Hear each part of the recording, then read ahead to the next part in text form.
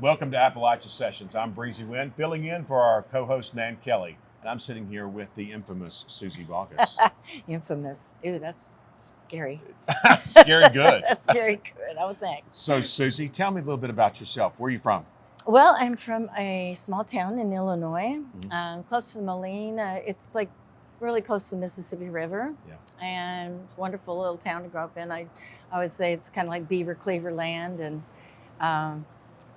10 blocks, 2 directions, and cornfields all the way around, and lots of baby pigs to chase and pick up and stroke. So when did you pick up your first instrument? My family was all musical, but we didn't have a family band or anything like that. But I started singing in the church choir when I was 5. And I got my first solo that year, and it kind of like bit me a little. It took. Mm-hmm. It took, and look what happened. Yep. And my mom sang in the church choir for over 50 years. So, and then she moved up to Chicago area and sang in a choir up there till she was 94. So, what point did you think, I'm going to make this a career? It was a long decision. Yeah. Because I went to school and studied art, and so I have a degree in metals and gold and silver smithing. And once I got into the music scene at school, it was from this very small town. It really never occurred to me that you could make a living as a performer.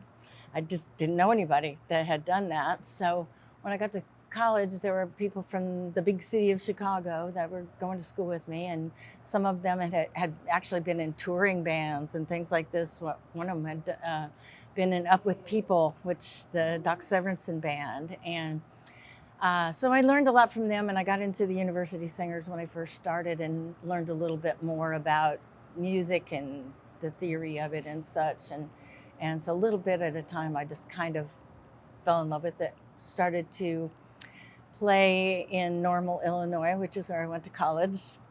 And I mean, it just sounds like that, doesn't it? Normal, yeah. Illinois. And so I was making $7 a night. It was a great gig. Huge. And so I kind of cut my teeth there. And when I got out of school, I started to run around the country just to see different parts of the country, thinking that I would always settle down and maybe start a little metals studio or something like that. But eventually I realized that I was doing what I loved. And so I moved to Nashville after 5 years of living in a camper truck. So when you were in the camper, were you music? I mean, were you? I was making music. You were playing. Mm-hmm. Yeah, you were playing. And was it with a band, or was it just you solo, or how was it? I had a couple of partners. At one point, I had a male partner that played banjo and guitar and sang, and then I had a female partner that played really great guitar. She was a heck of a guitar player, and we toured for about 3 years together, and that's kind of when I decided to move to Nashville. So I didn't have any health insurance. I was kind of going, maybe I need to decide if I'm going to really do this for a living, and I was having a lot of fun just sort of booking myself into this place and that place and sort of troubadour style, but then I kind of felt like I had to settle down a little. What was your first break? Well, the first break was that I had 2 friends that I had known from the Midwest.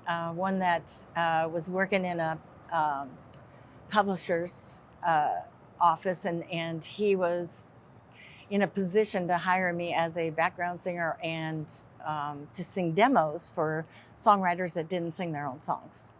And then my other friend worked in a supper club called Tony Roma's, and I got a job the day that I moved to town at Tony Roma's, and the amount of money that I was getting there exactly paid my rent. So I felt like I was going to be okay. Nice.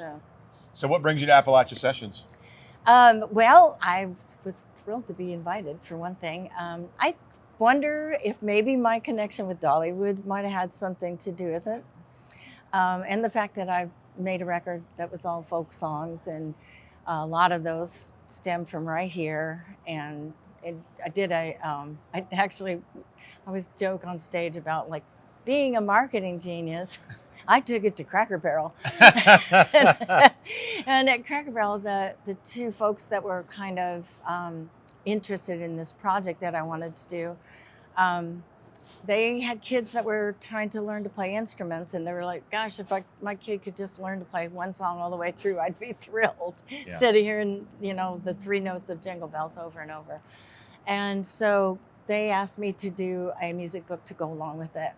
So in doing that, I really had to research, and of course with the folk songs, it's really hard to put your finger on the origin of the song, because a lot of times they have just evolved through the years, and some of them came from across the pond, but we still call them American folk songs because they tell the story of our country as well as the melody telling the story of their countries. And so that, I think that probably had something to do with it too. And just, this is an area that I love.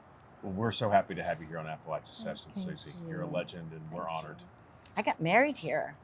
Wow, congratulations. Yeah, I did. I got married in Gatlinburg, and at the little place that I was renting when I was at Dollywood. So yeah, very warm feelings. My whole family came from all around. We had this plan of having this outdoor wedding, and we figured everybody had to. My husband's from Florida. We were like, nobody's going to come all this way, but everybody wanted to come to the national park. Everybody wanted to be here and see everything and see the Smoky Mountains. And so we ended up, almost every single person that we invited came. So we ended up with 250 people, not enough food, but some great music. Some great music. Appalachia has it. Thank you so much for coming, Suzy. Thank you. Thanks a lot. Hey guys, please comment, like, and share. And don't forget to hit that subscribe button. For more information and the latest news, please go to @appysessions.com.